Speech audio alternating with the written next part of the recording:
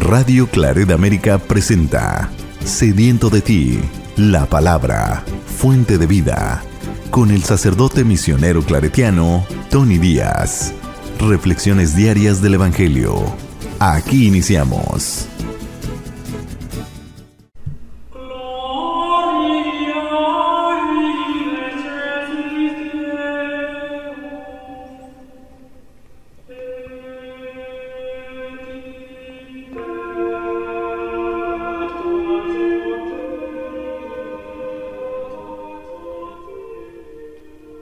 Bienvenidos hermanos a nuestras reflexiones bíblicas de las lecturas del día. Hoy es lunes de la temporada de Navidad. Ya hemos dado término a la octava de la Navidad, pero aún nos queda una semana más oficialmente dentro de la temporada navideña. Y hoy celebramos la memoria de San Basilio Magno y San Gregorio Nacianceno, obispos y doctores de la Iglesia. La primera lectura de hoy viene de la primera carta de Juan, capítulo 2, versículos 22 al 29. Hijos míos, ¿quién es el mentiroso sino aquel que niega que Jesús es Cristo? Ese es el anticristo, porque niega al Padre y al Hijo. Nadie que niegue al Hijo posee al Padre, pero quien reconoce al Hijo posee también al Padre. Que permanezca pues en ustedes lo que desde el principio han oído. Si permanecen en ustedes lo que han oído desde el principio, también ustedes permanecerán en el Hijo y en el Padre. Esta es la promesa que Él mismo nos hizo, la vida eterna. Les he escrito esto pensando en aquellos que tratan de inducirlos al error. Recuerden que la unción que de Él han recibido permanece en ustedes y no necesitan enseñanzas de nadie. Esta unción, que es verdad y no mentira, los ilustra a través de todas las cosas.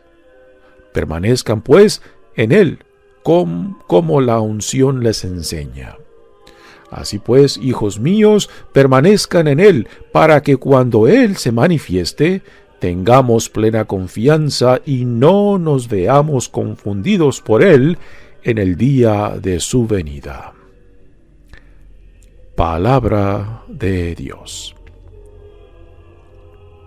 El salmo responsorial es el Salmo 97 y el responsorio es: Cantemos la grandeza del Señor.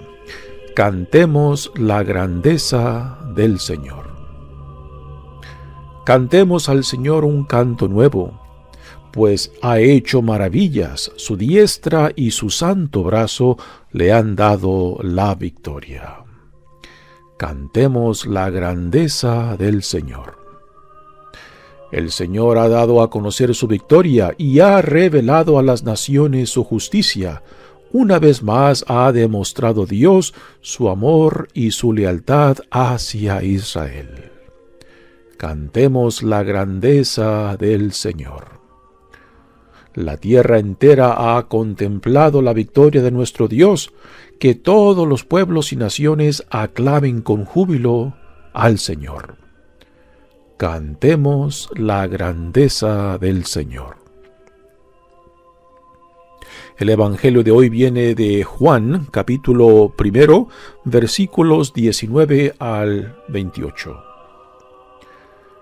Este es el testimonio que dio Juan el Bautista cuando los judíos enviaron desde Jerusalén a unos sacerdotes y levitas para preguntarle: ¿Quién eres tú? Él reconoció y no negó quién era. Él afirmó: Yo no soy el Mesías. De nuevo le preguntaron: ¿Quién eres pues? ¿Eres Elías? Él les respondió: No lo soy. ¿Eres el profeta? Respondió: No. Le dijeron: Entonces dinos quién eres para poder llevar una respuesta a los que nos enviaron. ¿Qué dices de ti mismo? Juan le contestó: Yo soy la voz que grita en el desierto. enderecen el camino del Señor, como anunció el profeta Isaías. Los enviados, que pertenecían a la secta de los fariseos, le preguntaron: «Entonces, ¿por qué bautizas, si no eres el Mesías, ni Elías, ni el profeta?» Juan les respondió: «Yo bautizo con agua, pero en medio de ustedes hay uno al que ustedes no conocen, alguien que viene detrás de mí, a quien yo no soy digno de desatarle las correas de sus sandalias». Esto sucedió en Betania, en la otra orilla del Jordán, donde Juan bautizaba. Palabra del Señor. Muy bien, damos comienzo a nuestra reflexión de las lecturas de hoy, pero antes de entrar a las lecturas propias de este día, digamos algo acerca del San Basilio Magno y San Gregorio Nacianceno, memoria de quien celebramos este día. Los dos santos, tanto Basilio como Gregorio Nacianceno, son de una misma región de Capadocia, en la área central de Anatolia, que hoy en día viene siendo Turquía. Los dos fueron amigos desde la juventud, particularmente cuando ellos estudiaban en la universidad en Atenas. Y los dos, después de terminar sus estudios universitarios, pues decidieron hacerse monjes ermitaños. Los dos también fueron consagrados obispos. Primero, Basilio Magno, que fue consagrado obispo en su región de Capadocia, y que como tal pues combatió mucho contra la herejía ariana, que negaba la divinidad de Jesucristo. También Basilio Magno es el autor de la regla de vida monástica que aún lleva su nombre y que aún hoy en día guía la vida de monjes en la tradición cristiana oriental. Por la Iglesia cristiana oriental se entiende la región que incluye lo que hoy en día es Grecia, y después hacia el sur y hacia el este, que se diferencia de la Iglesia occidental, que tiene su sede en Roma, o sea, la Iglesia Católica Romana. Gregorio Nacianceno nació también en el año 330 y es de un pueblo llamado Nacianzo, por eso el nombre de él. Y él también fue ordenado o fue consagrado obispo, y después fue instalado en Constantinopla, donde fue llamado para ayudar a sanar las heridas, las divisiones internas dentro de la iglesia causadas por la herejía ariana. Nuevamente, esta herejía negaba la divinidad de Jesucristo. Muy bien, pues dos hombres muy importantes de la iglesia primitiva que combatieron en gran parte esta herejía de los arianos, y que también contribuyeron para la doctrina de la iglesia. Por eso se les da también el título de doctores de la iglesia. Muy bien, pasemos ahora a las lecturas de hoy. La primera lectura viene de la primera carta de Juan, y esta lectura de hoy es parte de un tema que el autor Juan comenzó en el capítulo número 1, donde da 4 argumentos para aquellos que viven en la luz, o sea, en la luz de Cristo, que se identifican con Cristo como el Mesías, como el Hijo de Dios, como el enviado por Dios. Y arma 4 argumentos para definir a aquellos que son parte o que viven en la luz. El primer argumento fue el renunciar el pecado, el segundo es rechazar al mundo, y por mundo aquí se entiende todo aquello que está opuesto al plan de salvación de Dios. No se refiere al mundo, a la creación de Dios. El mundo como creación de Dios es buena, no es mala, no es rechazo de Dios.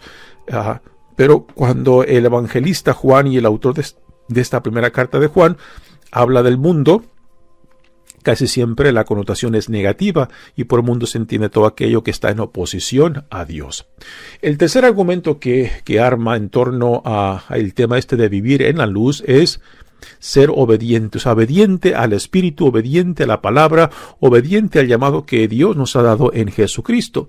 Y el cuarto argumento, que es lo que cubre gran parte de esta primera lectura, es el mantener la fe apostólica.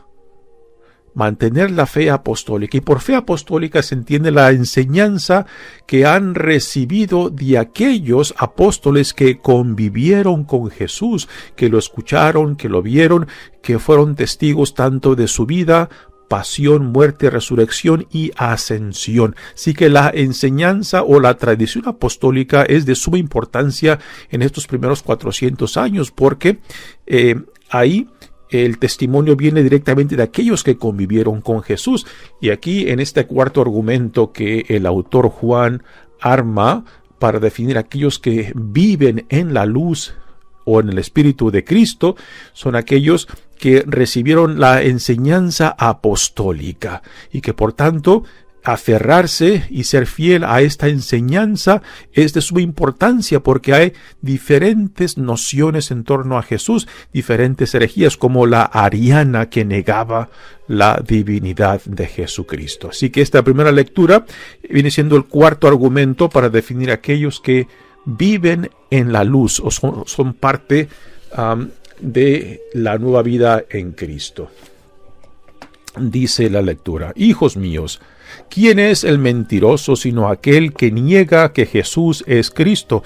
A lo titula los anticristos, porque niegan que Jesús es el Mesías, niegan que es el Hijo de Dios, y si niegan que es el Hijo de Dios, pues entonces también niegan al Padre. Pero lo contrario también es verdad, que aquellos que reconocen a Jesucristo como el Mesías, como el Hijo de Dios, pues también aceptan al Padre. Y esta es una relación que el evangelista Juan, que se cree que es el mismo autor de esta primera carta de Juan, trabaja mucho la relación entre el Hijo y el Padre. Y el tema de la unidad que hay, la identificación del Hijo con el Padre y el Padre con el Hijo. Es un tema que el evangelista Juan desarrolla mucho. Continúa la lectura diciendo: nadie que niegue al Hijo posee al Padre, pero quien reconoce al Hijo posee también al Padre. Y ahora aquí lo que viene en este verso es el tema central de esta primera lectura. Dice: que permanezca pues en ustedes lo que desde el principio han oído. ¿Y qué es esto que han oído? Las enseñanzas, la tradición apostólica que recibieron. Aquí es donde el sentido de autoridad de quien les impartió esta enseñanza es de suma importancia, ¿no? Porque surgirán otros falsos maestros, que aquí el autor los llama anticristos, que promueven una doctrina diferente a la tradición apostólica, como esta herejía de los arianos. Si permanecen ustedes lo que han oído desde el principio, nuevamente esto hace referencia a la tradición apostólica, también ustedes permanecerán en el Hijo y en el Padre. Esta es la promesa que Él mismo nos hizo, la vida eterna. Y por vida eterna se refiere a la identificación con el mensaje de Cristo, identificación con la visión del reino. Y identificarnos plenamente con Cristo es ya en esta vida, en este tiempo, ser parte de la vida eterna, aunque no en la plenitud que después se nos dará. Este es el tema que trabaja mucho también Juan el Evangelista. Les he escrito esto, dice la lectura, pensando en aquellos que tratan de inducirlos al error. Aquí está haciendo referencia a la herejía ariana, nuevamente, que negaba a la divinidad de Jesucristo, de que era el Mesías. Los arianos simplemente afirmaban de que la divinidad en Jesús se le dio o se apoderó de él cuando fue bautizado, pero que antes de que él muriera en la cruz, la divinidad se escapa, se le va, ¿no? Y los arianos promovían un conocimiento que es lo que la palabra gnosis, por de ahí gnósticos, afirmaban de que se requería un conocimiento especial, un conocimiento supremo para poder entender a Jesucristo. Y aquí el autor de esta primera carta dice, ese conocimiento supremo, ese conocimiento extra o altísimo simplemente no significa nada, puesto que suficiente tenemos con el testimonio de la tradición apostólica para asegurarse de ser parte de esta vida eterna que se nos ofrece al identificarnos a hacerla nuestra, ¿no? Que es una comunión con el Hijo, y al estar y al vivir en comunión con el Hijo, pues entonces también se vive en comunión con Dios Padre. Recuerden que la unción que de Él han recibido permanece en ustedes y no necesitan enseñanzas de nadie. O sea, de nadie hace referencia de que fuera de la tradición apostólica no hay ninguna otra enseñanza, no hay ninguna otra gnosis, o sea, conocimiento que los gnósticos o los arianos promovían, a que era un conocimiento que solamente a ciertas personas selectas se le daba, ¿no? Aquí hay una gran distinción donde el cristianismo promueve un inclusivismo. Los arianos y los gnósticos pues promovían un exclusivismo, que solamente unos pocos, unos cuantos eran selectos para recibir este conocimiento especial. Y es en contra de estas enseñanzas, estas tendencias gnósticas y arianas que San Basilio y Gregorio, que hoy celebramos, pues lucharon en contra de estas herejías en sus tiempos. Esta unción, y por unción se refiere no a la unción con aceite, por ejemplo, que es que recibimos dentro del bautismo o de la confirmación. Esta unción se refiere a la unción del Espíritu Santo, que es una noción que se nos da mucho en el Antiguo Testamento, cuando se habla de unción, de que el Espíritu de Dios es el que nos consagra, el que se nos unge para poder vivir en la nueva realidad que Dios nos da en Jesucristo. Y es el Espíritu Santo quien nos abre el conocimiento, quien nos ayuda a entrar en la comunión, en la intimidad, tanto con el Hijo como con el Padre. Y es a esta unción a la cual el autor de esta carta hace referencia. Dice que es verdad y no mentira.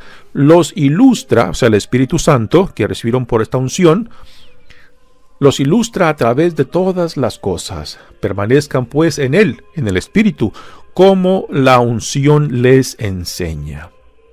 Así pues, hijos míos, continúa la lectura, permanezcan en Él, en el Espíritu, en Cristo, para que cuando Él se manifieste, en el regreso, en la segunda venida de Jesús, en el tiempo que se escribe esta carta, aún tenían la expectativa de que la segunda venida, después de que Jesucristo resucita y asciende al Padre, antes de su ascensión, promete que regresará. Y esta es la segunda venida que aún estamos en espera. Y es a la que hace referencia en este último verso de la lectura. Así pues, hijos míos, permanezcan en Él para que cuando Él se manifieste tengamos plena confianza y no nos veamos confundidos por Él en el día de su venida. O sea, de que no nos dejemos confundir, que no nos dejemos atraer por estas falsas enseñanzas, por estos falsos maestros, por estas herejías, por estos anticristos que niegan la identidad de Cristo como el Mesías, como el Hijo de Dios, y que al negar a Cristo pues también niegan al Padre. Muy bien, pasemos ahora al Evangelio de hoy, que viene de Juan, del capítulo 1. Ya en el capítulo, al principio del capítulo 1, se nos da no la narrativa del nacimiento de Jesús, lo cual el evangelista Juan no la incluye. Lo que nos da es una imagen de la palabra, o sea, de Cristo antes de la creación, en el ambiente divino. Juan no nos dice cómo nace Jesús, lo cual lo tenemos en los evangelios de Mateo y Lucas. Y el evangelista Juan entiende de que los que están leyendo su evangelio ya están familiarizados con los evangelios de Mateo y Lucas, que contienen las narrativas de la infancia de Jesús, de cómo Jesús nace, cómo crece y cómo empieza su ministerio público. El evangelista Juan no busca darnos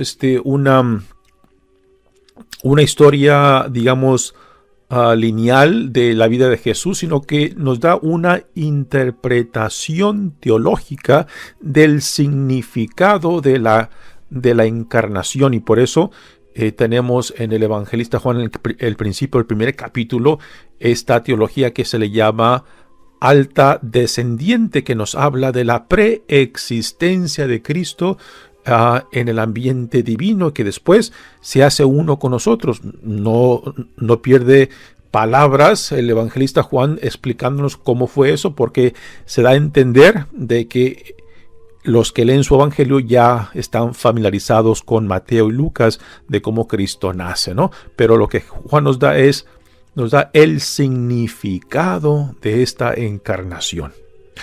Y ahora, después de esa narrativa de la preexistencia y de la encarnación, cómo se hace uno con nosotros y el significado de esa encarnación, después tenemos este evangelio de hoy acerca de Juan el Bautista, que es el precursor de Jesucristo, es quien lo identificará, quien lo anunciará y que también preparará el camino para que aquellos que son atraídos por Dios a él lo puedan reconocer y también puedan añadirse a este plan del reino que Dios está inaugurando en Jesucristo. Y el contexto de este evangelio es de que Juan el Bautista parece que está causando mucha conmoción, particularmente en Jerusalén. Aunque él no se encuentra en Jerusalén, él se encuentra bautizando y predicando en la parte norte de Jerusalén y quizás en los bordes con Galilea. Pero hasta Jerusalén ha llegado noticia acerca de Juan el Bautista, lo que está haciendo, de que está bautizando, ¿no? Entonces los líderes de la comunidad judía mandan representantes para preguntarle a Juan el Bautista que si quién es él, ¿no? Y pues, en cierta manera le están pidiendo cuáles son sus credenciales de autoridad y también sus credenciales del bautismo que está promoviendo, ¿no? Así que vienen estos representantes y aquí son identificados como sacerdotes y levitas, pero también más adelante en el evangelio se menciona a fariseos que también cuestionan a Juan el Bautista. Dice el evangelio: este es el testimonio que dio Juan el Bautista cuando los judíos enviaron desde Jerusalén a unos sacerdotes y levitas para preguntarle: ¿quién eres tú?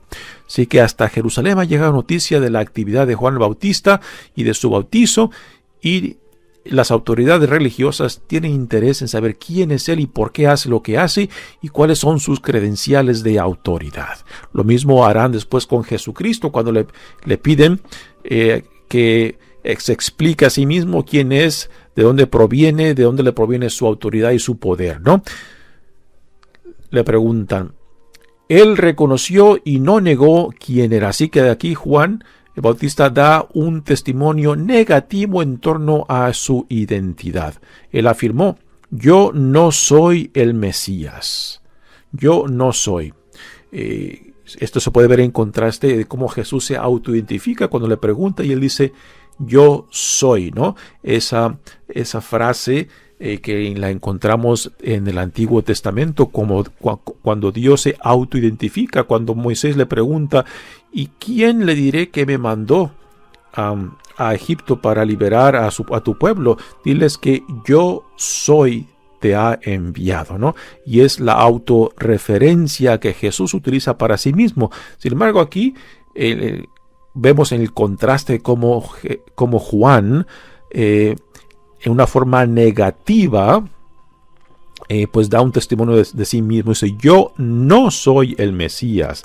De nuevo le preguntaron, ¿y quién eres pues? ¿Eres Elías? Él les respondió, no lo soy. Y aquí podemos hacer una intervención porque recordamos que en el Evangelio de Juan, cuando los discípulos le preguntan a Jesús acerca de Juan el Bautista, Jesús dice que Juan el Bautista es Elías, ¿no? Porque se tenía la expectativa de que Elías vendría para inaugurar la época mesiánica. Recordamos que Elías no muere, es llevado al cielo en una carreta en fuego y que así como fue asumido al cielo, pues regresaría para inaugurar la época mesiánica, para inaugurar al Mesías. Jesús, cuando habla acerca de Juan el Bautista, dice, Juan es Elías.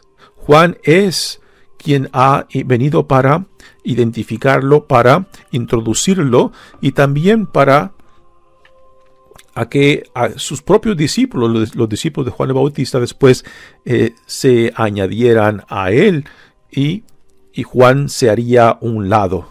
Juan, después de que lleva a cabo su misión de identificar, de anunciar, de preparar el camino, pues él se hace un lado para que Jesús pase al frente. Nuevamente le preguntan a Jesús, ¿eres el profeta? Respondió, no. Le dijeron entonces dinos quién eres para poder llevar una respuesta a los que nos enviaron. Y aquí Juan finalmente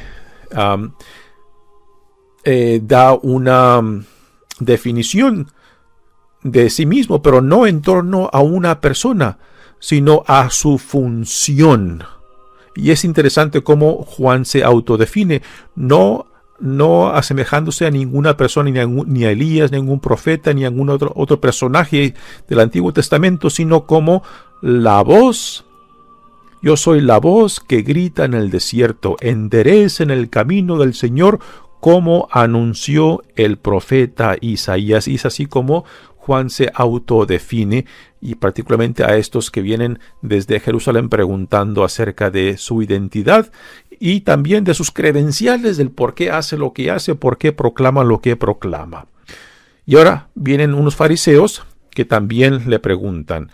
Los enviados que pertenecían a la secta de los fariseos, recordamos que los otros que primeramente le hacen esta pregunta a Juan son sacerdotes y levitas, y estos eran del partido de los saduceos. Y ahora vienen los del partido de los fariseos. En tiempos de Jesús había tres grupos principales que componían la comunidad judía. Los fariseos era el grupo más religioso, el más genuino, que representaban lo mejor del judaísmo de aquel entonces. Después estaban los saduceos, que eran los que tenían un pie en el mundo político y otro pie en el mundo religioso. Y la mayoría de los saduceos eran sacerdotes y levitas. Y después estaban los esenios. Los esenios, que eran de cierta manera separatistas y vivían en comunidades apartes, en comunidades que se le llama escatológicas, porque veían al resto de la comunidad judía como corrupta, particularmente los que vivían en pueblos y ciudades. Y se cree que Juan el Bautista salió de estas comunidades de los esenios. Los esenios practicaban también el bautismo como incorporación a sus comunidades separatistas y escatológicas. También los judíos practicaban el bautismo para los prosélitos, o sea, los paganos que se convertían al judaísmo. Así que el bautismo era algo común dentro de la comunidad judía, y no es nada nuevo de que Juan esté llevando a cabo este bautizo del agua como preparación para para recibir al Mesías, para dejarse atraer por el mensaje que después Jesucristo vendrá proclamando acerca del reino de Dios. Dice entonces, ¿por qué bautizas?, le preguntan los fariseos, si no eres el Mesías, ni Elías, ni el profeta. Juan le respondió, yo bautizo con agua, pero en medio de ustedes hay uno al que ustedes no conocen. Será uno de los temas centrales en torno a Jesús, de que su propio pueblo, el pueblo de Israel, pues no lo reconoció, lo rechazó y a últimas lo condenó.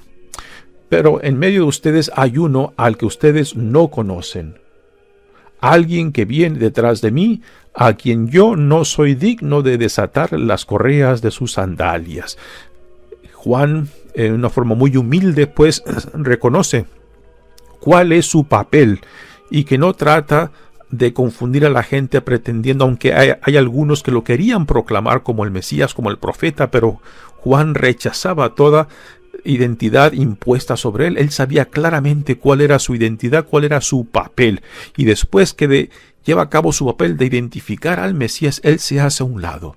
Ahí Juan manifiesta claramente su identidad y su misión, y para no ser después piedra de tropiezo que pueda confundir a la gente. Y en cierta manera también nosotros somos llamados a ser un tipo de Juan Bautista, ¿no? De que acerquemos a otros a Jesucristo, porque la única luz, el único Salvador es Jesucristo, ¿no? Y de que no hemos nunca de pretender ni de confundir a la gente de que somos algo más. Solamente tenemos un solo Señor, un solo Salvador, y como Juan, pues somos llamados a apuntarlo, somos llamados a acercar a otros para que después el Señor haga lo que tenga que hacer en sus hijos e hijas, en sus seguidores, en sus discípulos. Así que Juan el Bautista debe de ser para nosotros, de cierta manera, el ideal como discípulo de Jesucristo, preparar el camino, acercar a otros para que se pueda vivir ese encuentro con Cristo. Mi nombre es Padre Tony Díaz, misionero claretiano. Que Dios los bendiga. Radio Claret América presentó Sediento de ti, la palabra. Fuente de vida. Sus comentarios son importantes. Contáctenos en radioclaretamerica@gmail.com.